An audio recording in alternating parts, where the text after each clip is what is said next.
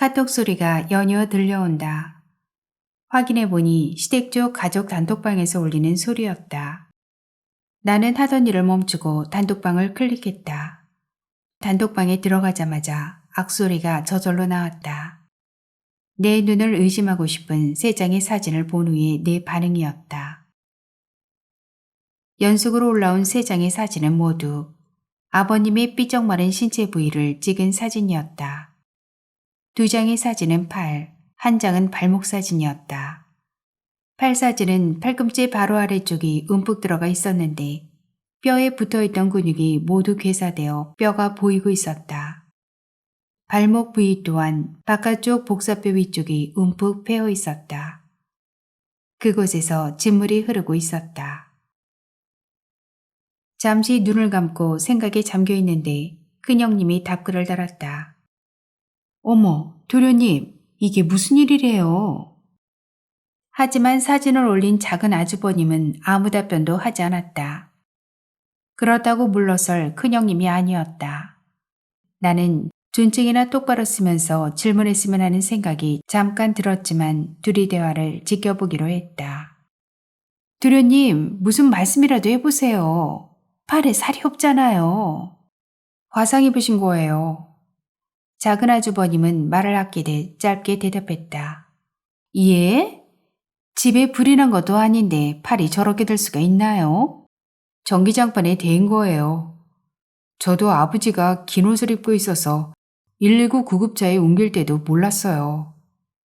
병원 응급실 가서야 알았습니다. 눈물이 나와 혼났어요. 그래도 사진은 찍어야겠기에 눈물을 훔치면서 사진을 찍었고 화상 정도가 너무 심해 가족들에게 바로 알릴 수가 없어서 이제 올린 겁니다. 다른 자식들도 알고는 있어야 되니까요. 문자를 다 읽은 나는 순간 가슴이 움찔했다. 설마 그날 밤새도록 아이들을 불렀던 이유가 이 때문이었나 싶어서였다. 아이야, 어이, 나 좀 봐주라이. 아버님이 소리치기 시작할 때 처음 한 말이었다. 서로 사는 층이 달라 아버님이 말소리를 정확히 알아들을 수는 없었지만 나 좀 봐주라는 말은 분명히 내 귀에 들렸었다. 아니, 아버님이 저 지경이 될 때까지 어머님과 아래층 동선에는 도대체 뭘 하고 있었대요? 저 정도 화상이면 죽을 만큼 아팠을 텐데요. 아유, 아무도 몰랐다고 한다면 그건 말도 안 될 것 같네요. 불쑥 형님이 이렇게 말하면 나는 뭐라고 맞받아쳐야 할까 순간 겁이 났다. 형님은 얼마나 아버님한테 잘했다고 그러세요? 말이야 바른 말이죠. 언제 한 번이라도 시댁에 들리셔서 아버님 밥 한 번 해드린 적 있으세요? 돈줄 쥐고 있는 어머님 일하는 데나 나타나셔서 알랑방귀 끼고 가시는 게 전부셨잖아요. 이렇게 말해야 하나? 나는 머릿속에서 5만 가지 생각이 스쳐 지나가고 있었다. 경우의 수를 생각해 던져야 할 말까지 줄이고 있었다. 하지만 내 걱정과는 다르게 아무 일도 일어나지 않고 있었다. 며느리 셋, 아들 셋 중 그 누구도 작은아버님이 말에 대꾸하는 일은 없었다. 서로 눈치만 보고 있었다. 이것도 많이 나으신 거예요. 조금만 더 치료하면 거의 다 나을 것이고요. 한참 만에 둘째 아주버님이 말했다. 다행이에요. 그나저나 도련님이 고생이 많으세요. 이번에도 대꾸는 큰형님이 했다. 아니, 어깨에 화상을 왜 입는다니? 다리는 또 왜 그러고? 참 별꼴이네. 어머님은 작은 아주버님에게 들은 아버님 화상 얘기를 먼 산 불구경하듯 태연하게 말했다.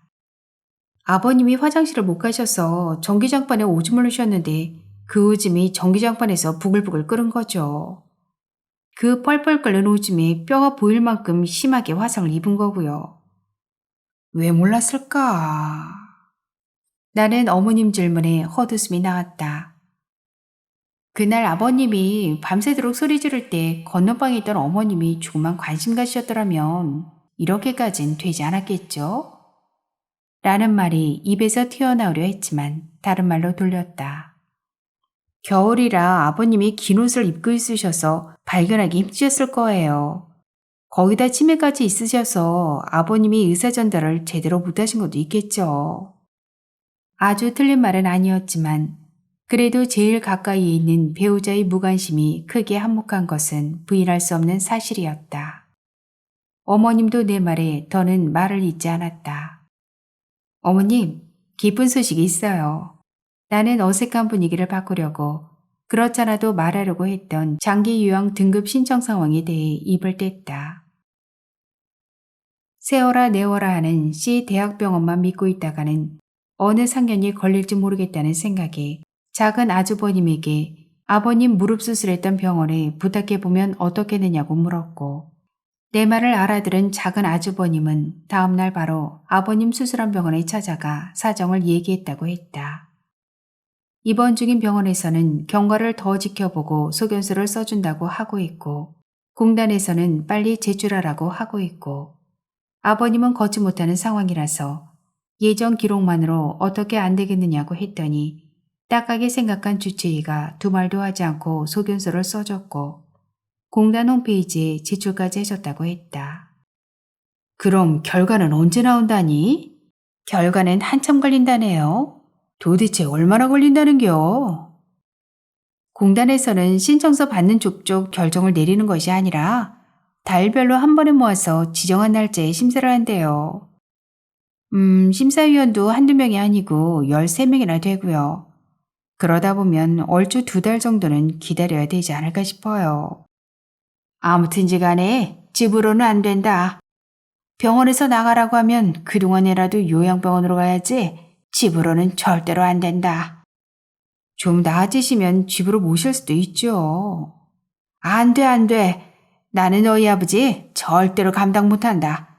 그리고 너나 나나 일 나가고 애들은 학교 가야 하는데 밤낮으로 수발 들어줄 사람이 누가 있냐? 그려 안 그려? 알고 있어요. 어머님 말이 떨어지기가 무섭게 시 대학병원에서 아버님의 퇴원을 권유했다. 화상 입은 곳이 다 낫지 않아서 좀 더 입원하고 싶다고 했으나 병원에서는 자신들이 할 일은 끝났다는 말만 되풀이하고 있었다. 아버님은 어쩔 수 없이 병원에서 떠밀리듯 퇴원 절차를 밟았고 병원에서 소개해준 요양병원으로 옮기게 되었다.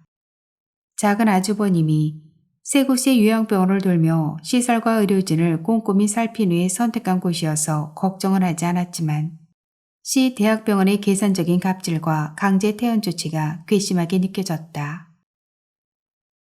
사실 요양병원이 성행하기 시작한 때부터 대학병원에서는 수술이 끝난 환자나 응급치료가 끝난 환자들을 이유 막론하고 요양병원으로 보내고 있었다. 환자를 내쫓을 때 하는 말 또한 병원마다 한결같이 말했다. 마치 짜고 치는 고스톱처럼 헌법에 명시된 법문처럼 수술은 잘 됐고 이제 병원에서 할 일은 다 끝났으니 퇴원해야 된다는 것. 보호자나 환자가 따지기라도 하면 회복기에 들어선 환자가 병원에서 자리 잡고 있으면 안 된다고 했다. 응급 환자를 위해 자리를 비워주는 게 맞다고 했다. 그러면서 소소한 진료가 필요할 때는 요양병원에 있으면서 주기적으로 외래 진료를 받으면 된다는 것이었다. 우리는 어쩔 수 없이 병원 측 말을 따라야 했다. 요양병원으로 오신 지 20일째 되는 날, 작은 아주버님이 또 한 번 가족 채팅방에 장문의 글을 올렸다. 쭉 읽어보니 다음 달부터 요양병원비를 나눠서 내자는 내용이었다. 첫 달치는 작은 아주버님이 냈지만 그 말은 언급하지 않았다. 나는 당연히 어머님이 냈을 것이라 생각하고 있었고 큰형님 또한 아무 말도 하지 않고 있었다. 큰형님은 원래 그런 사람이었다. 평소에도 누가 툭 건드리기 전까진 눈치만 보는 타입이었다. 특히 가족 모임할 때 그런 성향이 더 두드러지게 나타났다. 여태껏 맞이로서 계산 한번 시원하게 해본 적이 없었다. 집안일이 있을 때도 먼저 나서서 총대 매본 적도 없었다. 궁금을 횡령한 적은 있었다. 언젠가 아버님 생신날 형제가 같이 모아둔 돈으로 음식값을 계산하기로 했었는데 어머님이 계산했다. 나는 큰형님이 계산한 것으로 생각하고 있었지만 한참 뒤에 어머님이 말해서 알았다. 아무튼 그날 이후부터 형제끼리 돈 모으는 일은 사라졌다. 그런 큰형님이 작은 아주버님 눈치를 살피는 건 당연지사였다. 그래요. 자식인데 당연히 분담해서 내야죠. 날짜에 맞춰 올려주신 계좌로 50만 원 입금하겠습니다. 내가 답글을 남겼다. 애들 아빠와 상의할게요. 큰형님도 한참 만에 대답했다. 큰 아주버님도 대화방에 들어와 있는데 무엇을 상의한다는 건지 나는 이해할 수 없었다. 알겠습니다. 다음 달 요양병원비 내려면 아직 시간이 있으니까요. 날짜에 맞춰서 입금해 주시면 됩니다. 네. 이번에도 나 혼자 대답했다. 나는 지금 대화에서 직감적으로 느낄 수 있었다. 얼마 가지 않아 돈 때문에 형제 사이에 금이 갈 거라는 것을. 그런 상황까지 가지 않으려면 아버님을 하루라도 빨리 요양원으로 모셔야 된다는 것까지도. 형제들이 두 번째 요양병원비를 나누어 내고 며칠이 지났을 때였다. 국민의료보험공단에서 등기가 날아왔다. 하지만 집에 아무도 없어서 등기 딱지만 붙여놓고 갔다. 등기 딱지에는 다음날 오후 3시쯤 한 번 더 방문하겠다고 쓰여 있었다. 하지만 내일 그 시간에도 집에는 아무도 없었다. 거기다 아버님 이름으로 온 등기여서 아무에게나 건네줄 것 같지도 않았다. 나는 생각 끝에 딱지에 적힌 핸드폰 번호로 전화했다. 등기 때문에 연락드렸습니다. 번지가요? 성남동 3399번지입니다. 잠시만요. 아, 네. 내일 오후에 한 번 더 방문 드릴 겁니다. 아니요. 내일도 집에 사람 없습니다. 제가 직접 갈게요. 관계가 어떻게 되시나요? 며느리예요. 그럼 가족관계증명서 한 통 떼서 내일 10시 이후에 우체국으로 오세요. 네, 알겠습니다. 등기는 예상했던 대로 요양등급 결정문이었다. 뜯어보니 3등급이라고 쓰여 있었다. 나는 등급을 보자마자 기분이 날아갈 듯 좋았다. 이 등급이면 모든 것이 다 해결될 것이라 생각해서였다. 나는 서류에 써진 대로 아버님과의 관계를 확인할 수 있는 증명서를 떼서 다음날 아침 공단으로 갔다. 공단 사무실 복도에 들어서자 5명쯤 되는 사람들이 등급 결정문을 가지고 서 있었다. 누군가를 기다리는 듯 했다. 나는 그들 중 한 명에게 왜 이러고 서 있느냐고 물었다. 직원이 부를 때까지 기다리고 있다고 했다. 그때 옆문이 열리며 한 무더기의 사람들이 우르르 몰려나왔다. 그리고 맨 나중에 사원 쪽을 목에 건 여자가 나오며 소리쳤다. 다음 기다리시는 분들 들어오세요. 그 말을 들은 사람들이 기다렸다는 듯 말이 떨어지기가 무섭게 문 안으로 들어갔다. 나까지 들어서자 문이 닫혔다. 강단 안에는 사원증을 목에 건 사원 한 명이 탁자에 앉아 L자 화일에 들어있는 서류를 만지작거리고 있었다. 다른 한 명은 줄지어 들어온 사람들의 신분을 확인한 뒤 서류 뭉텅이를 건네며 앞에 비치된 의자에 앉게 했다. 끝에 줄을 서 있던 나에게까지 서류를 모두 전달하자 서 있던 다른 직원이 입을 열었다. 서류 쭉 보시면 아시겠지만 요양 등급을 처음 받으신 어르신들은 제가 요양센터나 방문 요양사를 쓰실 수 있습니다. 알겠습니다. 내 앞에 앉아있던 여자가 크게 대답했다. 정부에서 지원해주는 시간 외에도 요양사를 부를 수는 있나요? 이번에는 또 다른 여자가 물었다. 그렇습니다. 하지만 초과수당은 본인 부담이 됩니다. 나는 다들 무슨 소리를 하나 싶어 귀 기울여 들었다. 하지만 내가 바라는 말을 하는 사람은 아무도 없었다. 내가 바라는 것은 방문 요양사가 아니라 요양원 입소였다. 나는 뭔가 잘못됐다는 생각이 들어 직원들에게 물어보고 싶었지만 대화를 시도조차 하지 못하고 강단에서 나왔다. 나는 공단 건물을 빠져나오는 내내 강단에서 들은 내용을 이해해 보려고 했었지만 도대체 무슨 말을 하는지 알 수가 없었다. 등급만 받으면 바로 요양원으로 입소할 수 있는 게 아니었던가? 나는 의문에 의문을 품은 채 택시를 잡으려다 말고 공단으로 뛰쳐들어가 좀 전에 봤던 직원을 찾아갔다. 3등급만 받아도 요양원 입소가 가능하다고 들었는데요. 그게 아닌가요? 아까 다 말씀드렸는데요. 아우, 죄송합니다. 제가 잠깐 딴 생각을 했었나 봐요. 처음 등급 받으시면 등급이 아무리 높게 나와도 방문 요양사나 제가 요양센터만 이용할 수가 있습니다. 네, 알겠습니다. 나는 왜요라는 단어가 머릿속에서 계속 맴돌았지만 쌀쌀맞게 대하는 직원에게 더는 물어볼 수가 없었다. 한참을 머리만 극적이다 그냥 나왔다. 정리해보면 이유박론하고 처음 받은 등급으로는 지금 당장 요양원에 입소할 수가 없다는 뜻이었다. 그러면 언제쯤 요양원 입소가 가능하단 말인가? 나는 연거푸 한숨만 쉬며 부동산 사무실로 향했다. 부동산 사무실에 도착하자마자 어머니에게 전화해 공단 직원이 한 얘기를 조곤조곤 말씀드렸다. 아니, 그런 게 어디 있다니? 저도 그런 게 어디 있느냐고 물어보려 했는데요. 입이 안 떨어져서 물어보지 못했어요. 부모님 요양원에 못 보내 환장한 며느리처럼 보일까 봐서요. 잘했다. 작은 애도 아직 요양원으로 가면 안 된다고는 했어. 아버지가 살성이 안 좋아서 그런가, 병원에서 치료를 잘못해서 그런가, 화상이 생각만큼 잘 안 낫고 있다고 하더라. 팔은 그냥저냥 좋아지고 있는데 발목 복숭아뼈 있는 데가 아직도 진물이 흥건하디야. 그럼 어머님은 방문 요양사 쓸 생각은 없으시다는 거죠? 내가 말했지 않니? 아버지 집으로는 못 모신다고. 방문 요양사가 24시간 있어주는 것도 아니잖여. 아이고, 안 된다, 안 돼. 제가 요양센터 보내는 것도 그려. 계단 때문에 안 돼. 걷지도 못하는데 휠체어로 2층 계단을 내려가고 올라가고.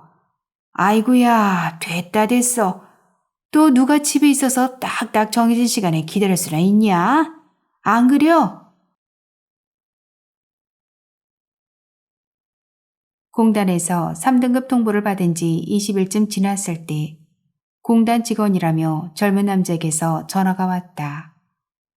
요양 등급 받은 지가 한참 되었는데도 요양급여 나간 기록이 없어서 연락했다고 했다. 지금 저희 아버님은 요양병원에 계세요.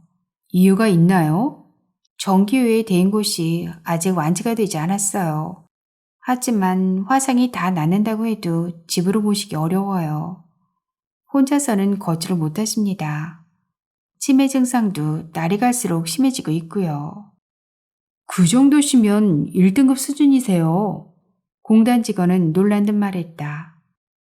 저도 요양 등급만 받으면 아버님을 바로 요양원으로 모실 수 있는 줄 알았어요. 그래서 급하게 서류 제출을 한 것인데. 공단에서는 처음 받은 등급으로는 높은 급수가 나와도 요양원 입소가 불가능하다고 했습니다. 집에서 보살필 수 없는 가정도 상당히 많을 텐데 참 그러네요. 아무튼 이래저래 이건 아니다 싶어 따져먹고 싶었지만 제가 을 입장이라서 꼭 참았습니다. 이 제도가 과연 누굴 위한 제도인지 제가 봤을 때는 겉보기에만 그럴듯한 제도인 듯해요. 정말 국민을 위한 제도인지 의문이 갈 정도라는 뜻입니다. 내일 당장 공단에 가셔서 요양급여 변경 신청을 하세요. 그것만 되면 시설로 바로 입소할 수 있습니다. 정말요? 나는 듣던 중 반가운 소리여서 나도 모르게 목소리가 커졌다. 네, 아버님 몸 상태를 미뤄 짐작해보면 충분히 가능할 듯 싶습니다. 내일 당장 신청하러 가겠습니다. 가르쳐 주셔서 너무너무 감사합니다. 아버님 일로 2-3명의 공무원과 대화를 해봤지만 이렇게까지 알아서 신경 써주시는 분은 없었어요. 제가 공무원을 많이 싫어했는데 모두 싫어하면 안 되겠어요. 아닙니다. 제가 할 일을 했을 뿐입니다. 남자 직원은 나의 과한 칭찬이 적응되지 않는다는 듯 말까지 버벅거리다가 서둘러 전화를 끊었다. 장기 요양급여 변경 신청하러 왔습니다. 나는 다음날 일찍 공단을 찾아가 남자 직원이 일러준 대로 투명 가리개 너머로 앉아있는 여자 직원에게 말했다. 투명 가리개가 서로 간의 대화를 원활하지 않게 만드는 것 같아 불편했지만 어쩔 수 없는 상황이긴 했다. 코로나19 장기화로 인해 사람을 상대하는 곳이라면 어느 곳이든 투명 가리개가 의무적으로 설치되어야 했다.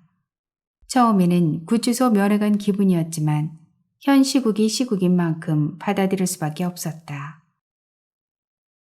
저쪽에 있습니다.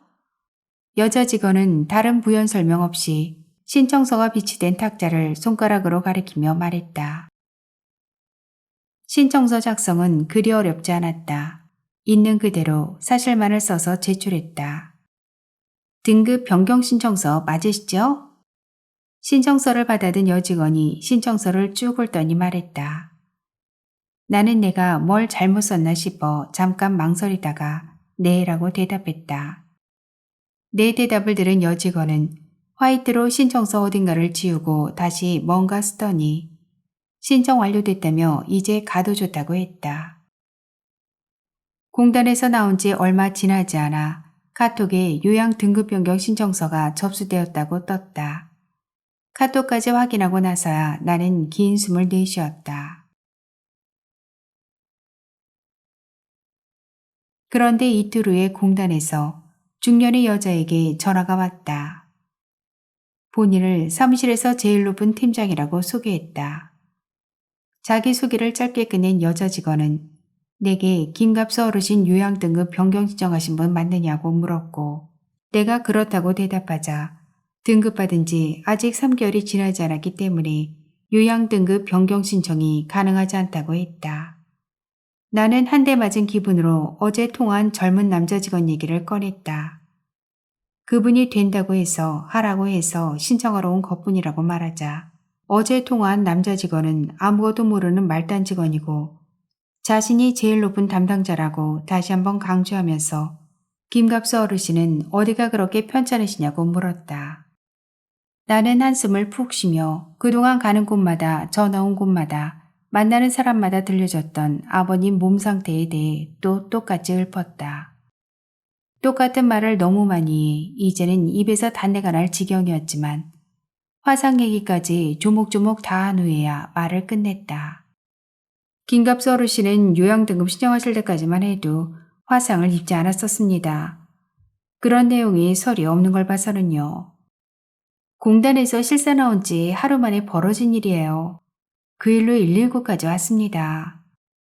아무튼 실사 나온 시점에서 화상 입은 것도 아닌데다 화상 치료 중이시면 등급 변경 신청을 못 하십니다. 담당자의 얼음처럼 냉정한 말투에 격분한 나는 소리치며 말했다. 그게 무슨 말씀이세요? 화상 치료가 다 끝난 후에나 신청이 가능하십니다. 저는 담당자분 말을 전혀 이해하지 못하겠습니다.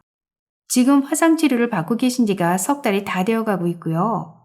실사 나와서 확인하고 가셨지만 그 사이에도 아버님의 몸 상태가 얼마든지 더 악화될 수도 있는 것이고 안 아프던 곳이 아플 수도 있는 것인데 등급 신청할 때 없던 화상이 생겨서 등급 변경 신청을 해주지 않겠다는 게 저는 말이 안 된다고 생각해요. 등급을 변경해주고 싶지 않아서 일부러 그러시는 건가요? 저는 그런 생각밖에 들지 않습니다. 내가 언성을 높이며 말하자 담당자도 질세라 강한 호투로 내 말을 받아쳤다. 그게 아니고요. 저희도 도와드리려고 그러는 거예요. 시설로 가실 수 있게 해드리려고 그러는 건데 자꾸 화를 내시고 삐딱하게 말씀하시면 저희도 어떻게 해드릴 방법이 안 생깁니다. 그럼 처음부터 방법을 말씀해 주셔야죠. 조사하듯 신문하듯 우리가 무슨 거짓말을 하는 것처럼 몰아붙이듯 묻는 이유가 뭡니까? 그게 아닙니다. 제가 을 입장이고 담당자분께서는 갑 입장이라는 생각에 제가 더 꼬아서 듣고 있나 봅니다. 저도 을입니다. 무슨 제가 갑입니까? 공무원은 감 맞아요. 제가 요새 느낀 공무원은 감 맞습니다. 갑질하세요. 내가 갑과을을 자꾸 언급하자 똥줄 타듯 말꼬리를 내리며 말을 이었다. 아니에요. 다시 말씀드릴게요. 등급받은 지 만 3개월이 안 돼서 등급 변경 신청을 하시게 되면 되고 안 되고가 반반이 됩니다. 13명의 심사위원이 심사를 보는데 저희가 자료를 아무리 잘 만들어 올려도 절차라는 게 있고 또 요새 사람들이 부모를 요양원으로만 억지로 보내려고 하면서 거짓말하는 경우가 많아서 잘 안 해줍니다. 그러니 급하시면 등급 변경을 취소하시고 장기 요양 급여 변경으로 가세요. 3등급에서 급여 변경이 되면 시설 입소가 가능해요. 일단 입소하시고 요양원 원장님이 아버님 몸 상태 보고 손이 많이 간다는 등의 말을 자꾸 내뱉으면 그때 가서 등급 변경 신청하셔서 등급 올려주시거나 수고비를 더 주시거나 하시면 된다는 겁니다. 제 말 이해되셨어요? 진작 이렇게 말씀해 주시지. 그럼 제가 오해를 안 했잖아요. 나는 그때서야 화를 가라앉히고 마음을 놓았다. 여자 공무원은 차분해진 내 목소리를 확인한 후 요양급여 변경 신청서에 필요한 서류들을 말했다. 나는 급여 변경 신청에 필요한 서류를 일사천리로 준비해 신청서와 함께 공단에 제출했다. 신청서에는 아버님을 요양원으로 모셔야 되는 이유를 자세하게 쓰라는 공란이 있었다.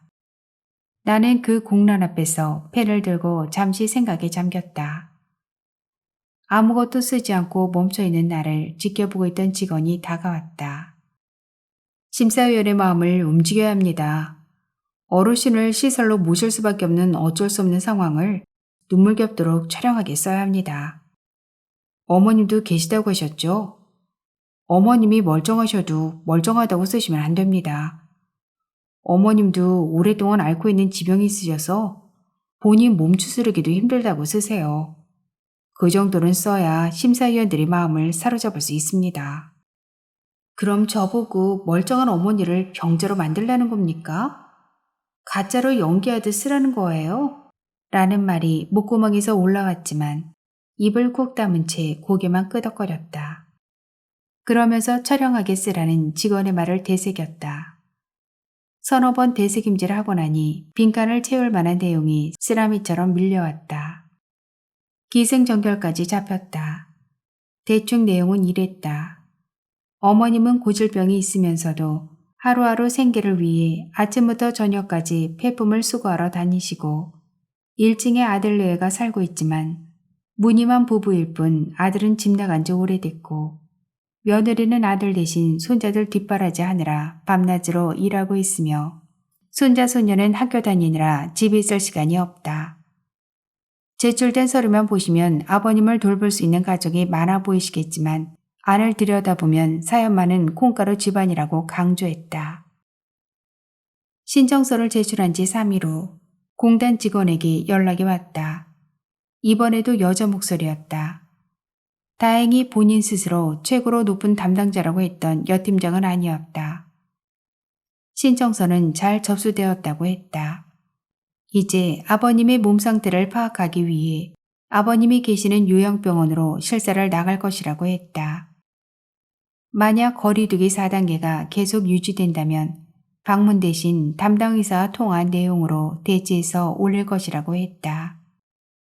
나는 이제야 제대로 신경 써준 듯해 고맙다는 인사를 하려 했으나 숨 돌릴 틈도 없이 본인 말만 하고 전화를 끊었다. 드디어 아버님이 요양원으로 갈 수 있는 결과가 떨어졌다. 신청서 들어가고 한 달 만인 듯했다. 처음에 통보받았을 때처럼 우체국 가서 직접 등기를 받아왔다.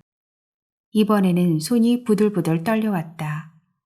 우왕청심환이라도 먹어야 야무지게 봉이져 날아온 우편물을 뜯을 수 있을 것만 같았다.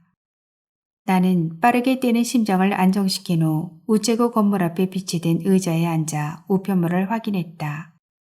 생각했던 대로 시설 입소가 가능한 요양급여 변경 승인 결정문이었다. 나는 너무 기뻐 결과지를 가슴에 대고 비볐다. 결과지는 나처럼 심장이 뛰는 생명체가 아니라서 따뜻한 온기는 느껴지지 않았지만 결과지 안에 글자들이 살아 움직여 나를 격려하는 듯했다. 그동안 애썼다. 고생했다. 이제 끝났다. 나는 이 소식을 어머님에게 맨 먼저 알렸다.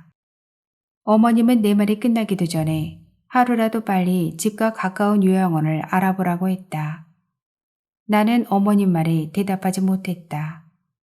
몇 달 전 요양원 관계자와의 통화 때 느꼈던 좋지 않은 감정들이 올라와서였다. 하지만 지금은 그때와 상황이 달랐다. 판도가 바뀌었다. 이제 어떤 요양원 원장님도 내 말을 무시하고 전화를 끊는 원장님은 없을 것이었다. 요양원 원장님들은 시설 입소 허가에 목을 매는 사람들이었다. 그 허가증이 내 손 안에 있었다. 나는 어머님께 우렁차게 네라고 대답했다. 이제부턴 아버님을 요양원으로 모시는 일은 시기상조였다. 공단에서 자료를 준 요양원만도 수십 군데였고 공단 자료에는 없지만 인터넷 포털 사이트에 올라와 있는 것도 많았다. 나는 일단 공단 자료는 제쳐놓고 포털 사이트를 먼저 검색했다. 집 근처 요양원을 알아보는 것은 포털 사이트 검색이 더 빨랐다. 사는 동만 치면 근처 요양원이 쭉 나왔다. 광고에 돈 좀 쓴 요양원은 파워링크로 분류돼 제일 윗줄에 큰 글씨로 올라와 있고 포털 사이트에서 기본으로 올려놓은 요양원은 작은 글씨로 하단에서 검색되었다. 나는 상단에 굵고진하게 노출된 요양원에 잠깐 시선을 멈췄다가 이내 아래쪽으로 이동했다.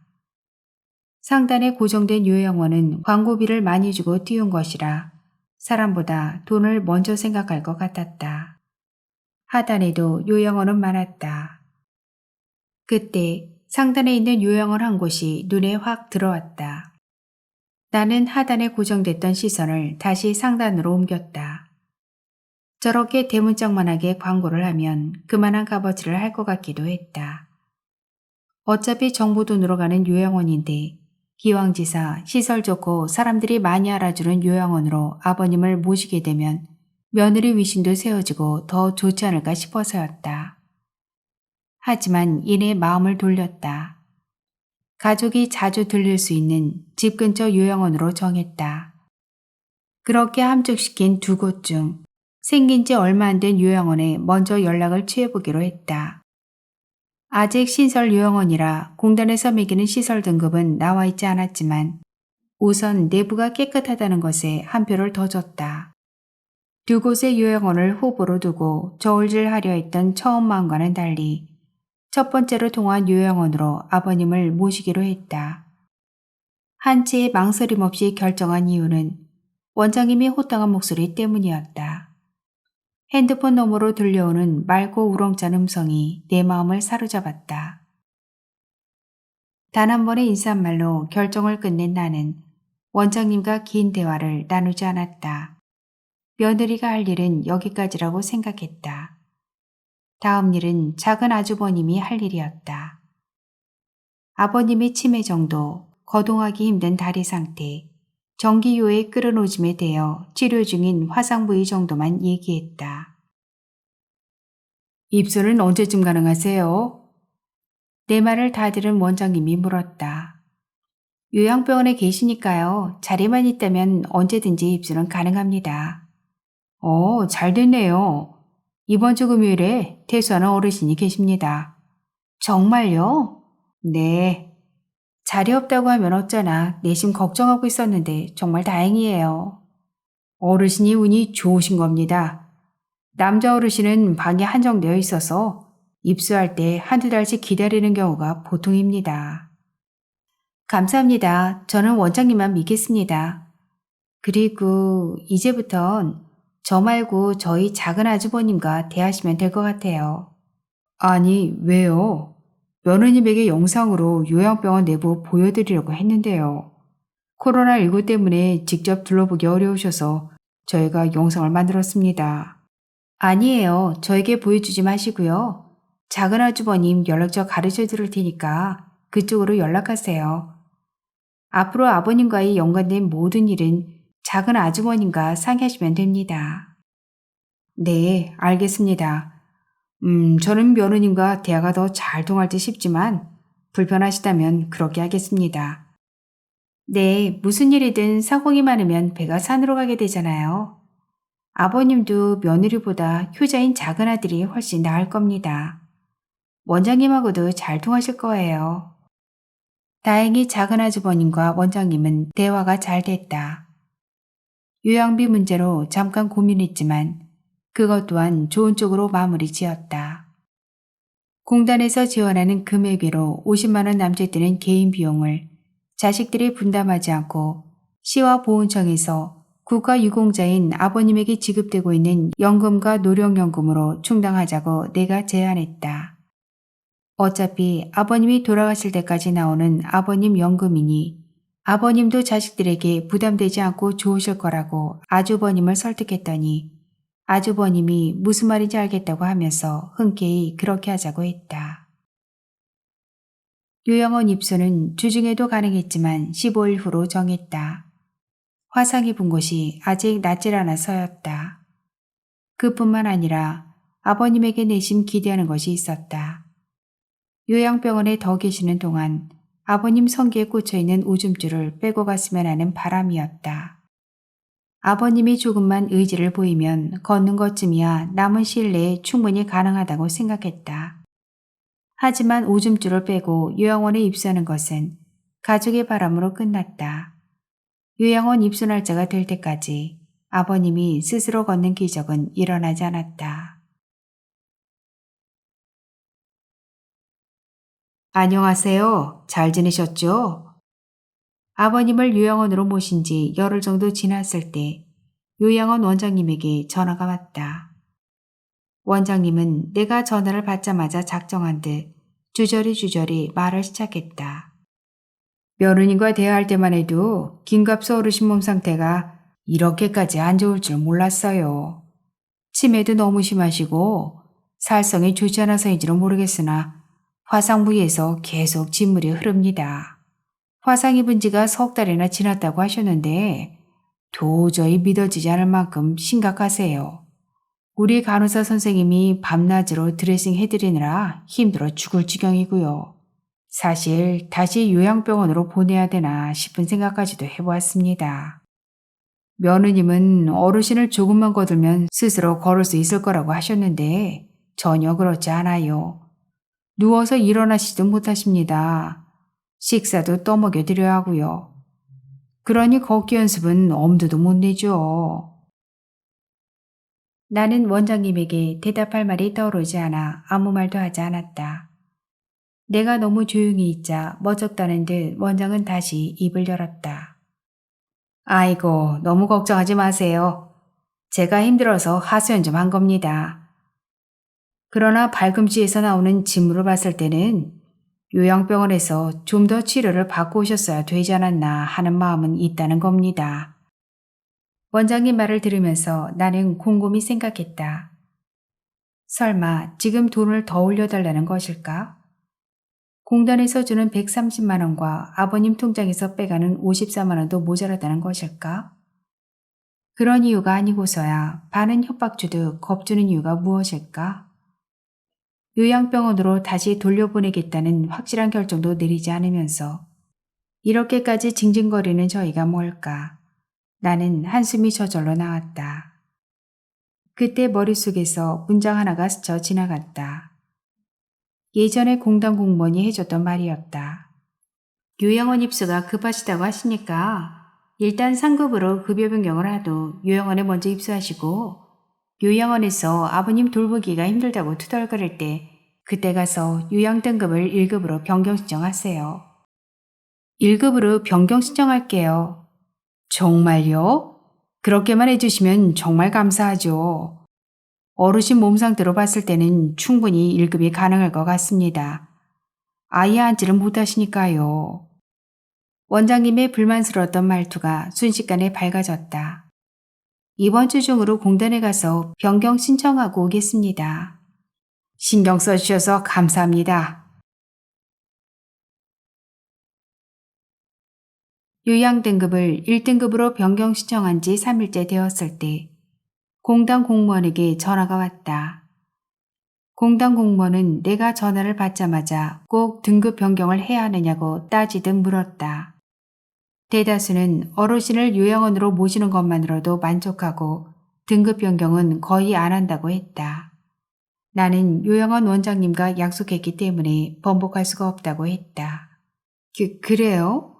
본인이 한 말의 의미를 알아듣고 등급 변경 신청을 취소할 줄 알았던 내가 단호하게 변경 의사를 밝히니 당황스러웠는지 말을 더듬었다.